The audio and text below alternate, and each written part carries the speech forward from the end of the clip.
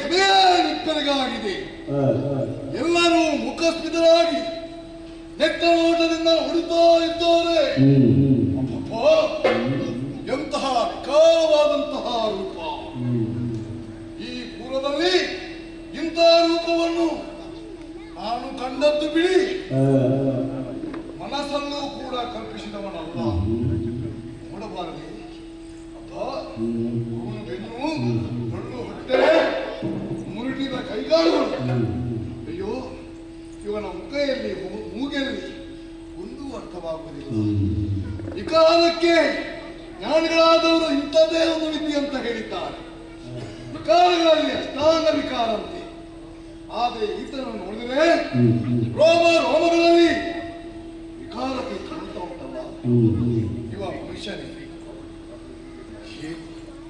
ಬಹುಶಃ ನಾನು ಹೇಳಿದ್ದನ್ನು ಕೇಳಿದ್ದೇನೆ. ದೇವ ಗಂಧರ್ವಾದಿಗಳು ಕೂಡ ಮನುಷ್ಯರ ಪರೀಕ್ಷೆಗಾಗಿ ನಾನಾ ರೀತಿಯ ವೇಷವನ್ನು ಧರಿಸಿ ಇಳೆಗೆ ಬರುತ್ತಿದ್ದಾರಂತೆ.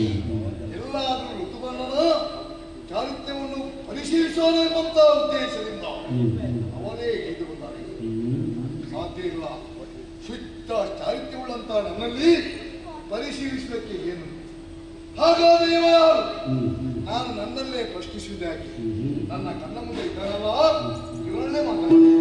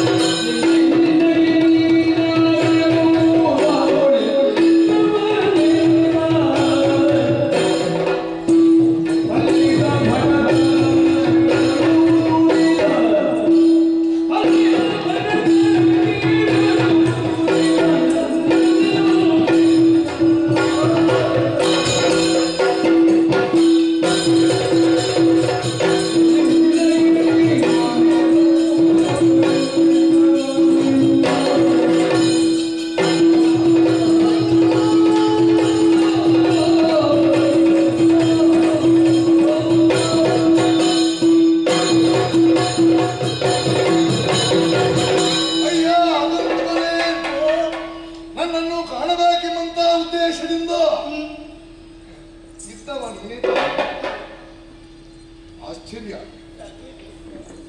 ಇನ್ನಂತ ರೂಪವನ್ನು ನಾನು ಈವರೆಗೆ ಕಂಡವನಲ್ಲ. ಒಂದು ರೀತಿಯ ವಿಕಾರ ನಿನ್ನದು. ಅಯ್ಯ, ನೀನು ಯಾರು? ಊರಲ್ಲಿ ಹೆಸರೇನೆ?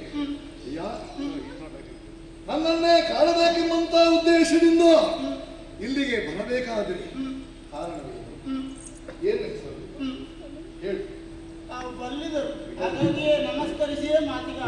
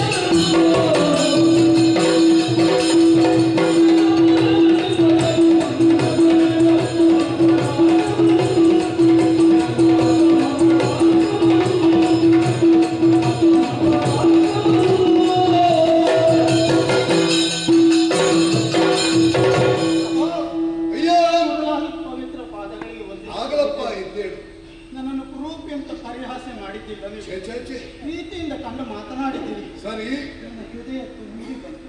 ಆಗ್ಲಪ್ಪ. ಪರಿಚಯವನ್ನು ಕೇಳಿದ್ರಿ, ಹೇಳಬೇಕಾದ ನನ್ನ ಕರ್ತವ್ಯ. ಸರಿ, ತಾವು ನಿಷಧಪುರವನ್ನು ಬಲ್ಲಿರಾ? ನಿಷಧಪುರ? ಆ ಪುರದ ಪರಿಚಯ ಇಲ್ಲವರು ಯಾರಿದ್ದಾರೆ ಹೇಳಿ? ನಳ ಚಕ್ರವರ್ತಿ ಅವರನ್ನು ಬಲ್ಲಿರಾ? ಇನ್ನು ಕಣಿ ಹಾಕಿ ಕೇಳ್ಬೇಕು. ಅಲ್ಲ, ಗೊತ್ತಿಲ್ಲದೆ ಏನಪ್ಪ. ನಾನು ನಳ ಚಕ್ರವರ್ತಿ ಅವರಲ್ಲಿ ಕೆಲಸಕ್ಕಿದ್ದವ ಪ್ರಭು. ಓ, ಕೆಲಸಕ್ಕಿದ್ದವ. ಅಲ್ಲಿಂದ ಇಲ್ಲಿಗೆ ಬರಬೇಕಾಯ್ತು.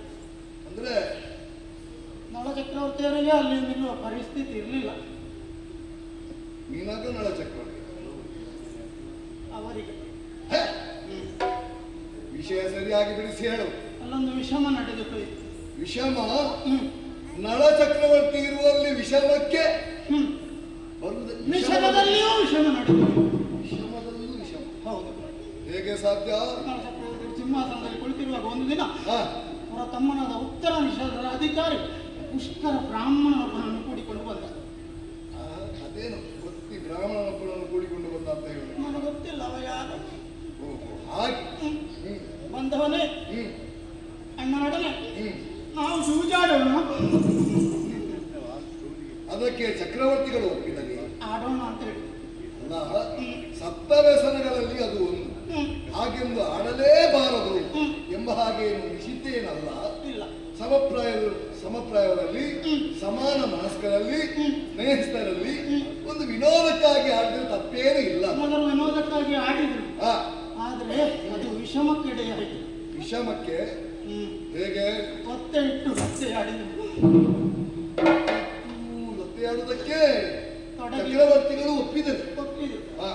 ಆಡಿದ್ರು. ಏನಾಯ್ತು ಪರಿಣಾಮ? ಅಲ್ಪ ಸ್ವಲ್ಪ ಒತ್ತೆ ಇಟ್ಟು ಚಕ್ರವರ್ತಿಗಳು ಕಳ್ಕೊಂಡ್ರು. ನೀನು ಅದಕ್ಕೆ ದುಃಖಿಸುವುದಕ್ಕೆ? ಚಕ್ರವರ್ತಿಗಳು ಅವರ ಭಂಡಾರ ತುಂಬಿ ತುಳುಕುತ್ತಾ ಉಂಟು, ಮಣ್ಣಿನ ರಾಶಿಯಾಗಿ ಚಿನ್ನೋಣ. ಅದು ಕಳೆದು ಹೋದ್ರೆ ನೀನ್ಯಾಕೆ ದುಃಖಿಸುವುದು? ಭಂಡಾರವನ್ನೇ ಒತ್ತಿತ್ತು ಆಡಿದ್ರು. ಏನಾಯ್ತು ಪರಿಣಾಮ? ಚಕ್ರವರ್ತಿಯವರಿಗೆ ಸೋಲಾಯ್ತು. ಆಮೇಲೆ ಚತುರಂಗ ಸೇನೆಯನ್ನೇ ಒತ್ತೆ ಇಟ್ಟು ಆಡಿದ್ರು. ಏನಾಯ್ತು? ಕಳ್ಕೊಂಡ್ರು. ಅದನ್ನು ಕಳ್ಕೊಂಡ್ರೆ ಆ ಬಳಿಕ ಭೂಮಂಡಲವನ್ನೇ ಒತ್ತೆ ಇಟ್ಟು ಆಮೇಲೆ ಆಮೇಲೆ ಸೋಲಾಯಿತು. ಎಲ್ಲರನ್ನು ಪುಷ್ಕರನಿಗೆ ಒಪ್ಪಿಸಿ ನಳ ಚಕ್ರವರ್ತಿಯವರು ಕೇವಲ ಕೌಪೀನವನ್ನು ಇಟ್ಟುಕೊಂಡು ನಡೆದಿದ್ದ ದಮಯಂತಿಯ ಸಹಿತ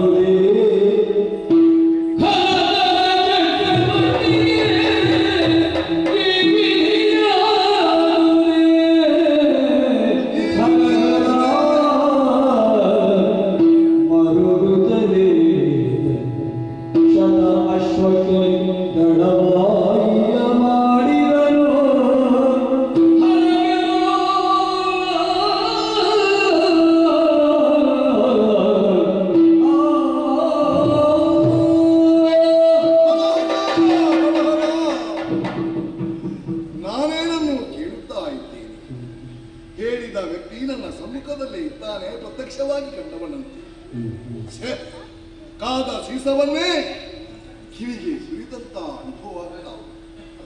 ಗಣತರ ಚಕ್ರವರ್ತಿ ಆದಂತಹ ನಳ ಚಕ್ರವರ್ತಿಗೂ ಸೋಲವಾಗಿದೆ.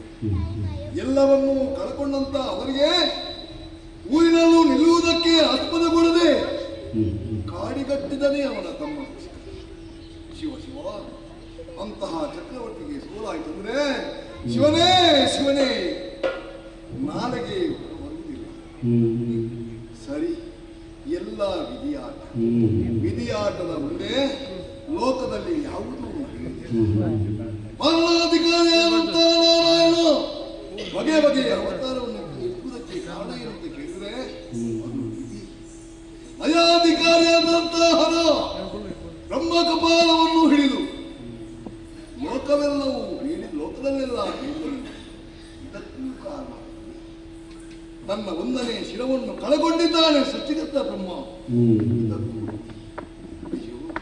ವಿಧಿಯ ಮುಂದೆ ಯಾರ ಆಟವೂ ನಡೆದಿಲ್ಲವೆಂಬುದು ಪರಮ ಸತ್ಯ. ಅಯ್ಯೋ, ನನ್ನ ಪ್ರಭು ಆ ನಳ ಚಕ್ರವರ್ತಿ ಎಲ್ಲಿದ್ದಾರೋ ಅಂತ ಕಷ್ಟ ಇದ್ರೆ ಒಂದು ವೇಳೆ ನನ್ನ ಬಳಿಗೆ ಬರುತ್ತಿದ್ರೆ ಅವರೆಲ್ಲಿ ಬಂದವರು ಸ್ವಾಭಿಮಾನಿಗಳು ಬರ್ಲಿಕ್ಕಿಲ್ಲ. ಶಿವನೇ, ಎಲ್ಲೇ ಇರಲಿ ಆ ನಳ ಚಕ್ರವರ್ತಿಗೆ ನಿನ್ನ ದಯ ಸದಾ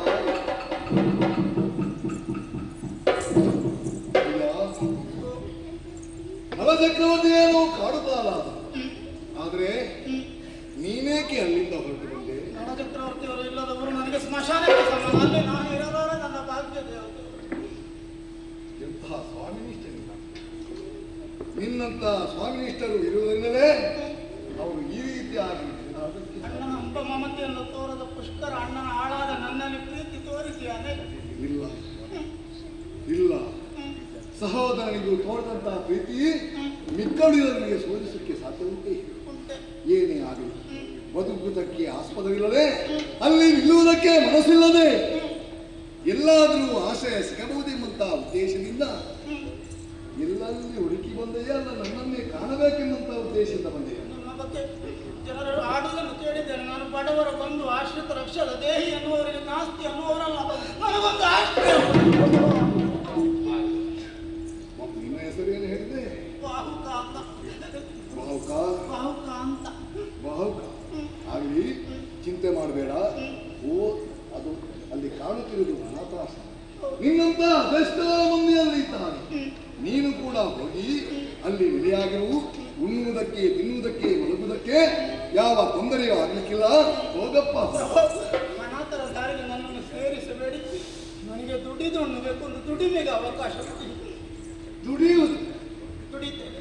ಸರಿಯಾಗಿ ನಿಲ್ಲುವುದಕ್ಕೂ ನಿನಗೆ ಆಗುವುದಿಲ್ಲ. ಅಂತರಲ್ಲಿ ದುಡಿದು ದುಡಿಯುತ್ತೇನೆ ಎಂದು ಹೇಳ್ತಾ ಇದ್ದೆ. ದುಡಿಯುವನಿಗೆ ಮಾತ್ರ ಒಂದು ಹಕ್ಕಿರುವುದು. ನಿನ್ನ ಆತ್ಮಾಭಿಮಾನಕ್ಕೆ ನಿನ್ನಂತ ಜನರು ಭಾರತ ವರ್ಷದಲ್ಲಿ ಎಲ್ಲರೂ ಇದ್ರೆ ಈ ಭರತ ವರ್ಷಕ್ಕೆ ಸ್ವರ್ಣವೃಷ್ಟಿ ಆಗಿದೆ. ಅಯ್ಯ, ಕೆಲಸ ಮಾಡಿಯೇ ತಿನ್ನಬೇಕೆಂಬಂತ ಹೆಬ್ಬಯಕೆ ಉಂಟಲ್ಲ, ಅದಕ್ಕೆ ನಾನು ಮೆಚ್ಚಿದೆ. ನೀನಾದರೂ ಸರಿಯಾಗಿ ನಿಲ್ಲುವುದಕ್ಕೆ ಆಗುವುದಿಲ್ಲ. ಏನು ಕೆಲಸ ಮಾಡಬೇಕು? ನೀವು ಹೇಳಿದ ಕೆಲಸ ಮಾಡ್ತೇನೆ. ಹೇಳಿದ ಕೆಲಸ ಮಾಡ್ತೀಯ? ಅಲ್ಲಿ ನೀನೇನ್ ಮಾಡ್ತಿದ್ದವ? 1,000 ಕುದುರೆಗೆ ಅಧಿಕಾರಿ. ನೋಡಿಕೊಟ್ಟು ಇಲ್ಲ. ನನ್ನ ಯೋಗ್ಯತೆಗೆ ಸರಿಯಾಗಿ ಒಂದು 3 ಕುದುರೆಗಳು ಉಂಟು. ಮೊನ್ನೆ ಬಂದವರನ್ನು ಇಟ್ಟಿದ್ದೇವೆ. ನಿನಗೆ ಒಂದು ಕೆಲಸ ಕೊಡಬೇಕಾದ್ರೆ ಅವನನ್ನು ತೆಗಿಬೇಕಾಗಿ ಬರ್ತದೆ. ಹಾಗೆ ನಿನ್ನ ಮನಸ್ಸು ಒಳ್ಳೆಯದು. ಏನೇ ಆಗಲಿ ಇನ್ನೊಬ್ಬರ ಹೊಟ್ಟೆಗೆ ಹೊಡೆಯುವವಲ್ಲ. ಇರಬಾರ್ದು, ನಾಳೆ ಕೂಡದು. ನೀನು ಕೆಲಸ ಎಲ್ಲ ಮಾಡ್ತೀಯಲ್ವಾ? ನೀವು ಹೇಳಿದ ಕೆಲಸ ಮಾಡ್ತೀನಿ. ಹಾಗಾದ್ರೆ ಒಂದು ಕೆಲಸ ಮಾಡಿ. ಯಾವುದು? ಕುದುರೆಗಳಿಗೆ ಹುರುಳಿ ಬೇಯಿಸುವುದಕ್ಕೆ ಕಾಡಿನಿಂದ ಹೋಗಿ ಕಟ್ಟಿಗೆ ತಂದು ಹಾಕಿಸು. ಎಷ್ಟು ಕುಡಿತ ನನ್ನ ಒಟ್ಟಿಗೆ ಯಾರು ಬರ್ತಾರೆ? ಕಟ್ಟಿಗೆ ತಂದು ನೀನು ಇಲ್ಲ. ಒಟ್ಟಿಗೆ ನೆನಬೇಕು. ಕಟ್ಟಿಗೆ ಹೊರೆ ಮಾಡಬೇಕು, ತಲೆಯ ಮೇಲೆ ಇಡಬೇಕು. ಕೈ ಗುಣ ಸರಿ ಇಲ್ಲ. ಯೋಚನೆಗೆ ಹೊಡೆಯಲಿಲ್ಲ. ಬೇಡ. ಆ ಹುರುಳಿಯನ್ನು ಬೇಯಿಸುವುದಕ್ಕೆ ಅಲ್ಲಿ ಬಾವಿಯಿಂದ ನೀರು ಸೇರಿ ತಂದು ಹಾಕುವುದಲ್ಲ. ಆಗದೊಂದು ಕೆಲಸ ಮಾಡಿ. ಅದನ್ನು ಬೇಯಿಸಲಿಕ್ಕೆ ಒಂದು ಸ್ವಲ್ಪ ಒಲೆ ಒರಿಸುವುದಕ್ಕೆ ಬೇಡ. ನನಗೆ ಬೆಂಕಿ ಕಂಡ್ರೆ ತಲೆ ತಿರುಗುತ್ತದೆ. ನಿಮಗೆ ಅದು ಹೇಳಿದ್ರೆ ಅದು ಆಗುದಿಲ್ಲ. ಹೇಳಿದ ಕೆಲಸ ಮಾಡ್ತೀನಿ. ಹಾಗಾದ್ರೆ ಒಂದು ಕೆಲಸ ಮಾಡಿ. ಈಗ ಹೇಗೂ ಅಲ್ಲಿ ಸಾಕುವುದಕ್ಕೆ ಒಬ್ಬ ಜನ ಇದ್ದಾನೆ. ಅವನ ಜೊತೆಗೆ ಸಹಕಾರಿಯಾಗಿ ನೀನು ಉದ್ಯೋಗ ಆಯ್ತು. ಒಂದು ಸಂಬಳ ಅಂತ ನಿರ್ಣಯ ಮಾಡಿದ್ರು. ಈಗ ಕೆಲಸಕ್ಕೆ ಸೇರುವ ಪೂರ್ವದಲ್ಲೇ ಸಂಬಳಕ್ಕಿಲ್ಲ. ಅಲ್ಲ, ಒಂದು ಮೊದಲೇ ನಿರ್ಣಯ ಮಾಡಿದ್ದಾರೆ. ಮತ್ತೆ ಪ್ರಾಮಾಣಿಕವಾಗಿ ದುಡಿಯುವವರ ಲಕ್ಷಣವೇ ಅಲ್ಲ. ಸಂಬಳ ನಿರ್ಣಯ ಮಾಡದೆ ಹೋದ್ರೆ ಇಲ್ಲೇ ಆಗ್ತದೆ ಅಂತಲ್ಲ, ಕೆಲವು ಕಡೆಯಲ್ಲೆಲ್ಲ ತೊಂದರೆ ಆಗ್ತದೆ. ಹಾಗೆ ಈಗ ಒಂದು 10 ಕೊಡುವ ತಿಂಗಳಿಗೆ ಮತ್ತೆ ನಿನ್ನ ಕೆಲಸ ನಾವು ನೋಡ್ಕೊಂಡು. ನಾನೇ ಹೇಳಲಿಲ್ಲ, ಯಾಕೆಂದ್ರೆ ಕೆಲವರಿಗೆ ಒಂದು 5,000 ಕೊಡುವಂತ ಹೇಳ್ತಾರೆ. ನಾವೊಂದು 2,000 ಹೇಳಿದ್ರೆ 3,000 ನಷ್ಟವೇ ಆಗುದು ನಮಗೆ. ಒಳ್ಳೆ ಅನುಭವ ಆಗಿದೆ. ತುಂಬಾ ನನಗೆ ಯೋಗ ಕೊಟ್ಟ ದೇವರು ನನ್ನ ನೀನು ಸುಖಿಯಾಗಿದ್ರೆ ಸಾಕು. ನಳ ಚಕ್ರವರ್ತಿಯ ಪ್ರಜೆ ಅಮ್ಮ. ನನ್ನ ಪಾಲಿಗೆ ನಳ ಚಕ್ರವರ್ತಿಗಳು ದೇವರಿಗೆ ನೀವು ನನ್ನ ಪಾಲಿನ ಬಾಧ್ಯತೆ.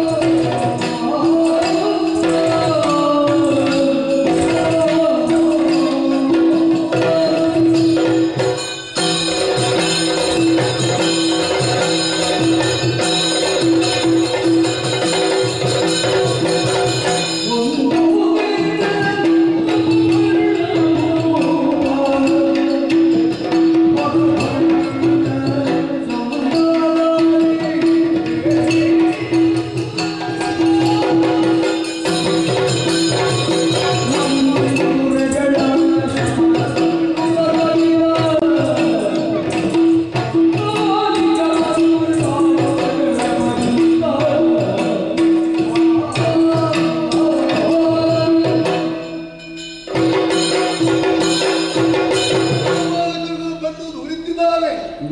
ವನ್ಯ ಮೃಗಗಳಿಂದ ನಮಗೆ ಕಷ್ಟವಾಗುತ್ತಾ ಉಂಟು. ಆದಷ್ಟು ಶೀಘ್ರವಾಗಿ ಪರಿಹರಿಸಬೇಕೆಂದು ಹೇಳಿದ್ದಾರೆ. ಪ್ರಜಾಜನರ ಕಷ್ಟವನ್ನು ನಿವಾರಿಸಿಕೊಳ್ಳುವುದು ಅರಸನಾಗಿ ನನಗೆ ಕರ್ತವ್ಯವಾಗಿದೆ. ಆದುದರಿಂದ ಈಗಾಗಲೇ ಬೇಟೆಗೆ ಸಿದ್ಧನಾಗಿ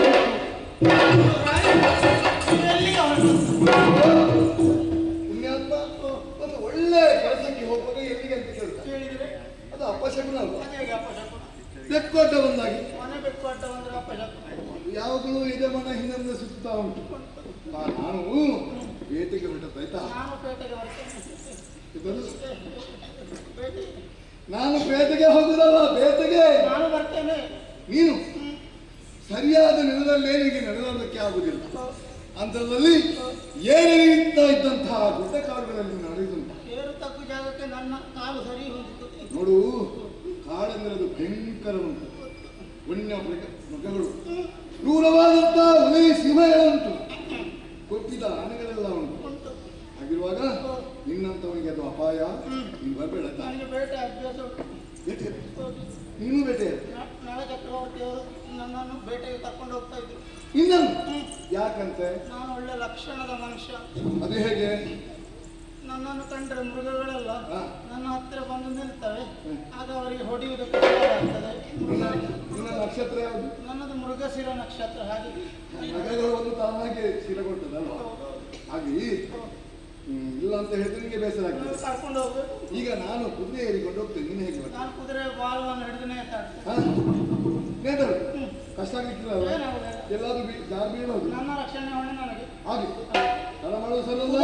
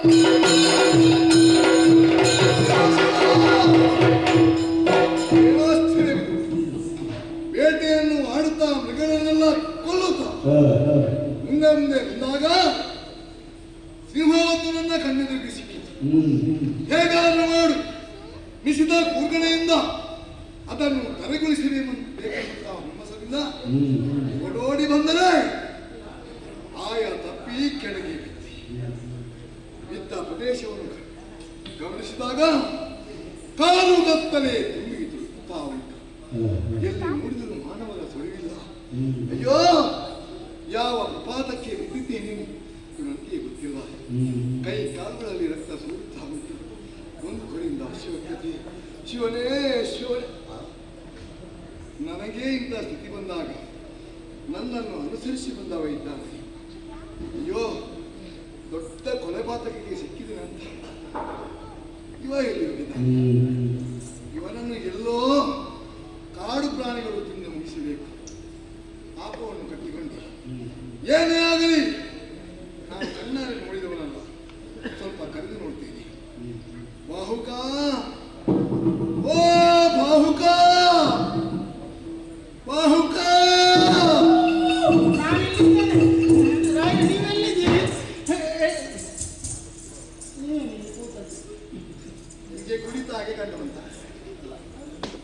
ನಾನು ಬಿದ್ದದ್ದು ಪುಣ್ಯಾತ್ಮ. ನೀವು ಬಿದ್ದೀರಾ? ಬಿದಿರಲ್ಲ ಕತ್ತಿಗೆ.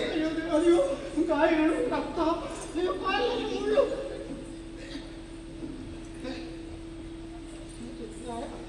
ಏನಾಯ್ತು? ಅಲ್ಲಿ ಗಾಯ ಆಗಿಲ್ಲ. ಮುಳ್ಳು ನನ್ನ ಕಾಲ ದೇವರು. ನೀವು ಭಾವುಕ, ನನ್ನ ಬಗ್ಗೆ ನೀನು ಯೋಚನೆ ಮಾಡಲು ಬಿಡು. ನಾನು ನಿನ್ನ ಬಗ್ಗೆಯೇ ಚಿಂತೆ ಮಾಡಿದ್ದೆ. ನನಗಿಂತ ಕಷ್ಟ ಒದಗಿ ಬಂದಿದೆ. ನೀನ್ಯಾವ ಪ್ರಾಣಿಯ ಬಾಯಿಗೆ ಸಿಕ್ಕಿದೆಯೋ ಇದು ಅಂತ ನನ್ನನ್ನು ಕೊಂಡೋಗಿದ್ದೆ. ನನಗೊಂದು ಪಾಪ ತಪ್ಪಿಸಿದ್ದೆ. ಭಾವುಕ, ಏನು ಕೂರ್ತಿಲ್ವ? ಕೈಕಾಲು ನಡುತ್ತಾ ಉಂಟು, ಕೃಷಿ ಆಗುತ್ತಾ ಉಂಟು. ನನಗೆ ಬಾಯಾರಿಕೆ ಆಗ್ತದೆ. ಅದಕ್ಕೆ ನೀರು ಕುಡಿಬೇಕು. ಭಾವುಕ, ನನಗೆ ಹಸಿವೆ ಆಗ್ತದೆ. ಅದಕ್ಕೆ ಊಟ ಮಾಡಿ. ನೀನು ಬೆಕ್ಕಿಗೆ ಆಟ, ಇಲ್ಲಿಗೆ ಪ್ರಾಣ ಸಂಕಟ. ಬಾಯಾರಿಕೆ ಆದ್ರೆ ನೀರು ಕುಡಿಬೇಕೆಂದು ಮಕ್ಕಳಿಗೆ ಗೊತ್ತು, ಹಸಿವೆ ಆದ್ರೆ ಉಣ್ಬೇಕೆಂದು ಮಕ್ಕಳಿಗೆ ಗೊತ್ತು. ನೀನು ಹೇಳಬೇಕು. ಅಯ್ಯೋ ಭಾವುಕ, ಬಾಯಾರಿಕೆ ಆದ್ರೆ ನೀರು ಕುಡಿಬೇಕು, ಹೌದು. ಆದ್ರೆ ನೀರೆಲ್ಲುಂಟು ಈ ಕಾಡಲ್ಲಿ. ಊಟ ಮಾಡಲೇಬೇಕು. ಹೌದು. ನಿಮಗೆ ಊಟ ಇಲ್ಲ ಅಂತ ಆದೀತ ಅರಮನೆಯಲ್ಲಿ? ನೀರು ಬೇಕಲ್ಲ. ಹೌದು. ಇಲ್ಲಿ ಅಲ್ಲ, ಇಲ್ಲಿ ಅನ್ನ ಸಿಕ್ಕಿದ್ರು ನೀರು ಸಿಕ್ಕಿಲ್ಲ ಹಾಗೆ. ನನಗೆ ಹಸಿವಾಗ್ತದೆ, ಅನ್ನ ಬೇಕೇ ಬೇಕು. ಬೇಕಲ್ಲ. ನಿಮಗೊಂದು ಅನ್ನ ಇಲ್ಲ ಅಂತ ಆದೀತ ಅರಮನೆಯಲ್ಲಿ ಒಂದು ಸಾವಿರ ಜನಗಳಿಗೆ. ಅದು ಅರಮನೆಯಲ್ಲಿ ಪುಣ್ಯಾತ್ಮ, ಇದು ಕಾಡು. ನಿಮಗೆ ಇಲ್ಲಿ ಊಟ ಮಾಡಲೇಬೇಕಾ? ಮತ್ತೆ ಅದನ್ನೇ ನಾನು ಬುತ್ತಿ ತಂದೆ. ನೀವು ತಿಂತೀರಿ ಪುಣ್ಯಾತ್ಮ. ಅದು ಇಲ್ಲಿಲ್ಲ. ಅಲ್ಲಿ ಮರದ ರೇಂದ್ರೆಯಲ್ಲಿ ನೇತಾಡ್ತಿದ್ದೀರಿ. ಅಲ್ಲಿಗೆ ಮುಗಿಯಿತಾಯ್ತ. ಅಲ್ಲಿ ನಿನ್ನ ಸಂತಾನದವರು ಬಂದು ಇಷ್ಟರಲ್ಲಿ ತಿಂದು ಮುಗಿಸಬೇಕು. ಮರದ ರೆಂಬೆಯಲ್ಲಿ ನನ್ನ ಸಂತಾನದವರು ಸಿಕ್ಕಲಿಕ್ಕಿಲ್ಲ. ಅದೇನು ಭದ್ರವಾಗಿ ಬಂದಿದ್ದೇನೆ ನಾನು. ಮಂಗಗಳನ್ನು ಮಾಡಲಿಕ್ಕೆ ಗೊತ್ತುಂಟು. ನನಗೆ ಊಟ ಉಂಟಲ್ಲ, ತಗೊಂಡು ಬರ್ಲಿಕ್ಕಿಲ್ಲ. ಮತ್ತೆ ಕೈಕಾಲು ತೊಳಿಬೇಕು. ಕೈಕಾಲು ತೊಳಿಬೇಕಾದ್ರೆ ನೀರು ಬೇಕಲ್ಲ ಪುಣ್ಯಾತ್ಮ. ನೀರಿದ್ದಲ್ಲಿ ಹೋಗು. ಎಲ್ಲಿಂಟು ನೀರು? ನಾನು ಅಲ್ಲಿ ಹಕ್ಕಿಗಳು ಹಾರೋದು ನೋಡುವುದು, ಬೆಳ್ಳಕ್ಕಿಗಳು. ಎಲ್ಲಿ ಬೆಳ್ಳಕ್ಕಿಗಳು ಹಾರಾಡ್ತಾ ಉಂಟು ಅಲ್ಲಿ ಕೆಳಗೆ ನೀರು ಉಂಟು ಅಂತ. ಭಾವುಕ, ನನಗೆ ಎದ್ದು ನಿಲ್ಲುವುದಕ್ಕೆ ಆಗುವುದಿಲ್ಲ. ನಾನು ನಿಮ್ಮನ್ನು ಆಧರಿಸ್ತೇನೆ.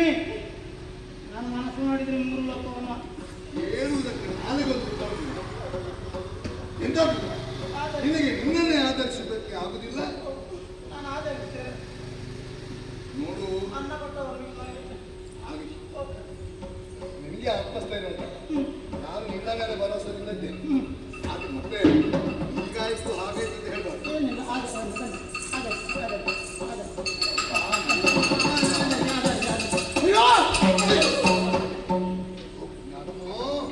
ನಿನ್ನ ಮಾತನ್ನು ನೋವಾಯ್ತಾ? ನಿನಗೆ ನೋವಾಗಿಲ್ಲ. ನನಗೊಮ್ಮೆ ಚಂದ್ರಮಂಡಲ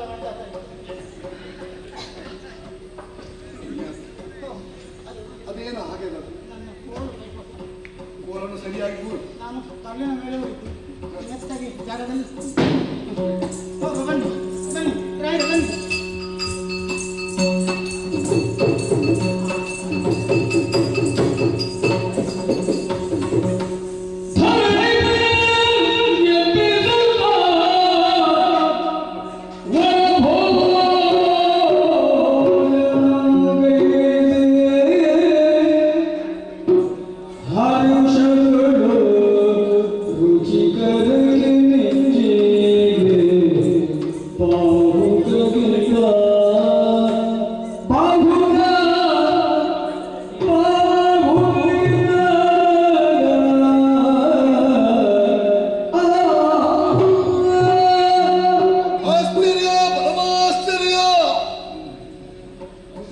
ಕುದುರೆಗಳಿಗೆ ಬೇಯಿಸಿದಂತ ಅನ್ನ ಇಷ್ಟರಲ್ಲೇ ತಿನ್ನಲಾಗುವುದು ಹೇಳಿದ್ದಾನೆ.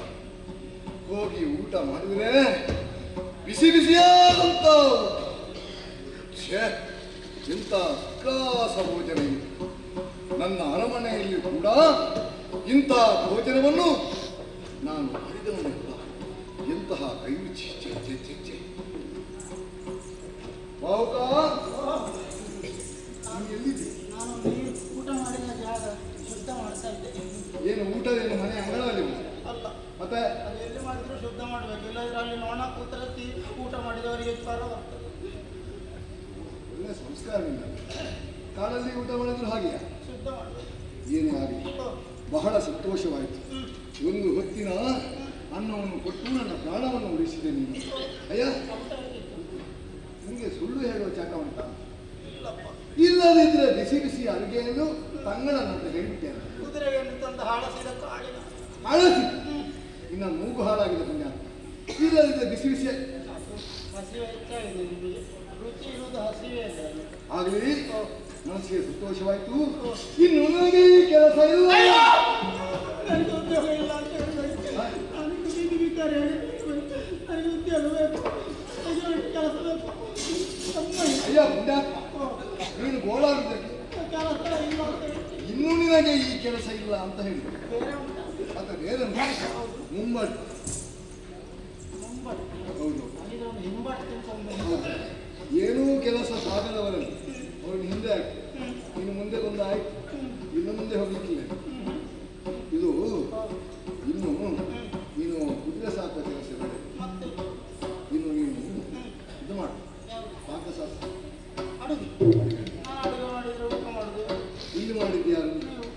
ನಾನು ಹಾಗೆ ಮಾಡ್ತೇನೆ. ಅದರಲ್ಲಿ ಏನು ಮತ್ತೆ ನಿನ್ನ ಒಂದು ಕೈಗುಣ ಅಂದ್ರೆ ಕೈಗುಣ. ಛೇ, ಪಾಕ ಅಂದ್ರೆ ನಳ ಪಾಕ ಅಂತ ಹೇಳ್ತಾರೆ. ಹೌದು, ಹೇಳು. ಅವರಿಗೆ ಅನುಗ್ರಹ ಇದೆ ಹಾಗೆ ಅದನ್ನು ಮೀರಿಸಿದೆ ಬಹುಶಃ. ನಾನು ಅದನ್ನು ತಿನ್ನುತ್ತೇನೆ. ಅದು ಇಷ್ಟು ರುಚಿ ಅಂತ ನಾನು ಈಗ ಹಸಿವೆ ಆಗಿತ್ತಲ್ವ. ಅದು ಆಗಲಿ. ಇನ್ನು ಇದು ಬಟ್ಟೆ ಎಲ್ಲ ಬದಲಿಸಬೇಕು. ಇನ್ನು ಬಿಳಿ ಬಟ್ಟೆ ಮತ್ತೆ ಮನೆಗೆ ನನ್ನ ಮಕ್ಕಳು ನನ್ನನ್ನು ಹೊತ್ತುಕೊಂಡು ದಾರಿ ಯಾವುದಯ್ಯ? ಅಷ್ಟು ದೂರ ಯೋಚನೆ ಮಾಡಬೇಡ. ಯಾವಾಗಲೂ ಪಾಕಶಾಲೆಯಲ್ಲಿ ಇರುವಾಗ ಶುಭ್ರ ವಸ್ತ್ರದಿಂದ ಇರಬೇಕು.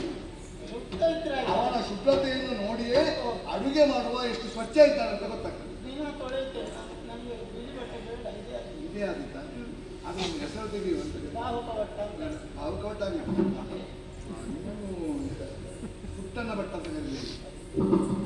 ಪುಟ್ಟ ಭಟ್ಟ ಮೊದಲಿದ್ದು ಅವನ ಅಜ್ಜ, ಈಗ ಒಬ್ಬ ಮಗ. ಈಗ ಆ ಜಾಗದಲ್ಲಿ ಪುಟ್ಟನ ಭಟ್ಟ ಅಡುಗೆ ಪುಟ್ಟನ ಅಡುಗೆ ಭಟ್ಟ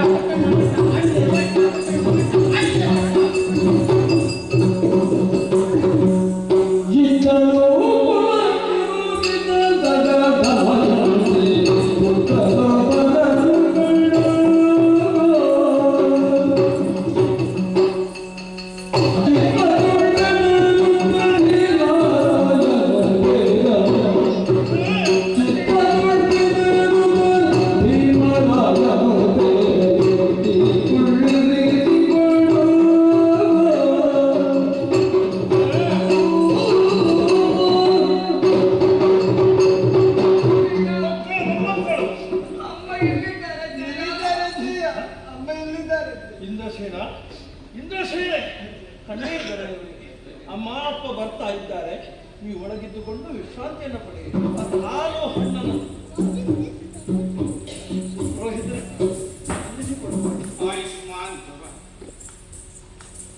ರೋಹಿತರೆ, ಏನು ಆಶ್ಚರ್ಯ ಇದೆ. ನಾನು ಸುತ್ತಲೂ ಕಣ್ಣಾಡಿಸ್ತಾ ಇದ್ದೇನೆ. ನಳದವೇ ಅಂತೇಳಿ ಈಗ ಬರ್ತಾರೆ ಎನ್ನುವ ಹಾಗೆ. ಆದರೆ ಎಲ್ಲಿಯೂ ಕೂಡ ಅವರ ಪತ್ತೆಯೇ ಕಾಣುವುದಿಲ್ವಲ್ಲ. ಅವರು ಕ್ಷೇಮವಾಗಿದ್ದಾರೆ ತಾನೇ? ಅವರ ಕುರಿತಾಗಿ, ಅವರ ಕ್ಷೇಮ ಸಮಾಚಾರವನ್ನು ಕೇಳುವ ಕುರಿತಾಗಿ ನಾನು ಬಹಳ ಕಾತರದಿಂದ ಇದ್ದೇನೆ. ಹೇಳಬಹುದು.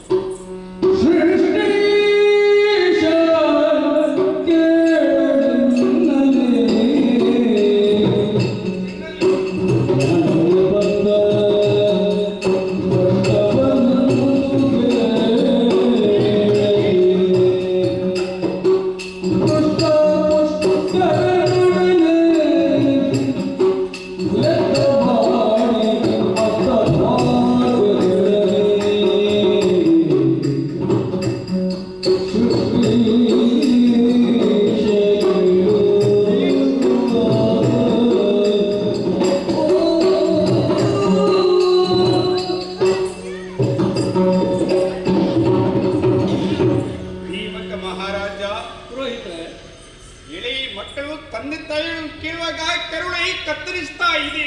ಯಾಕೆ? ನಳ ಚಕ್ರವರ್ತಿ ದಮಯಂತಿ ಕ್ಷೇಮವನ್ನು ಕೇಳುತ್ತಾ ಇದ್ದಿಲ್ಲ. ಯಾವ ನಾಲಿಗೆಯಲ್ಲಿ ಹೇಳಲಿ? ಪುರೋಹಿತರೆ, ಯಾಕೆ ಹೀಗೆ ನೀವು ಕಣ್ಣೀರ್ಗಡೆ ಇಡ್ತಾ ಇದ್ದೀರಿ? ಏನಾಯಿತು? ಪುರದ ಹಿತವನ್ನು ಬಯಸುವುದಕ್ಕೆ ನನ್ನಿಂದ ಆಗದೆ ಹೋಯ್ತಲ್ಲ ಅಂತ ಚಿಂತೆ ಆಗ್ತಾ ಉಂಟು. ದಮಯಂತಿ ಮತ್ತು ನಳ ಚಕ್ರವರ್ತಿ ಸಂತೋಷದ ಸಾಗರದಲ್ಲಿ ತೇಲಾಡುತ್ತಾ ಇದ್ದರು. ಮತ್ತೆ ಹೀಗೇನಾಯ್ತು? ಸುಖಮಯವಂತ ದಾಂಪತ್ಯ ಜೀವನ ನಡೆಯುತ್ತಾ ಇತ್ತು. ಆದರೆ ವಿಷಮಗಳಿಗೆ ಬಂದು ಹೋಯಿತಲ್ಲ. ವಿಷಮಗಳಿಗೆ? ನಳ ಚಕ್ರವರ್ತಿಯ ತಮ್ಮನಂತ ಉತ್ತರ ನಿಷೇಧದ ಪುಷ್ಕರ ಬಂದ. ಬರುವಾಗ ಒಬ್ಬನೇ ಬರಲಿಲ್ಲ. ಮತ್ತೆ ಯಾರು ಒಬ್ಬ ಬ್ರಾಹ್ಮಣನ ಕೂಡಿಕೊಂಡು ಬಂದಿದ್ದ. ಇವರಲ್ಲಿ ಸಂಬಂಧ ಚೆನ್ನಾಗಿಯೇ ಇತ್ತಲ್ಲ ಪುಷ್ಕರ ಮತ್ತು ನಳ ಚಕ್ರವರ್ತಿಗಳಲ್ಲಿ. ಏನೊಂದು ಜೂತವನ್ನು ಆಡುವಂತೆ ಹೇಳಿದ. ತಪ್ಪಲ್ಲ, ಅದು ಕ್ಷತ್ರಿಯರಿಗೆ ಹೇಳಿರುವಂತದ್ದು. ಸರಸಕ್ಕಾಗಿ ಆಡುವ ಎಂಬುದಾಗಿ ಒತ್ತಾಯಿಸಿದ. ಅರಸ ಸರಸದ ಜೂತ ವಿರಸಕ್ಕೆ ಮುಟ್ಟಿದ್ದು. ಹೇಗದು? ಅರಸ ಒಂದೊಂದೇ ವಸ್ತುವನ್ನು ಪಣವನ್ನಾಗಿ ಇರಿಸಿದ. ಹಣವನ್ನಾಗಿ ಇರಿಸಿ ಆಡಿದ್ದಾರೆ. ಅದನ್ನು ಕಳಕೊಂಡ ಕಡೆಗೆ ಸಮಸ್ತ ನಿಷಧ ದೇಶವನ್ನು ಬೊಕ್ಕಸ ಭಂಡಾರವನ್ನೆಲ್ಲವನ್ನು ಒತ್ತೆ ಇಟ್ಟ. ಪರಿಣಾಮ? ಜೂತದ ಪರಿಣಾಮ ಅರಸ ಎಲ್ಲವನ್ನು ಕಳಕೊಂಡು ದಮಯಂತಿ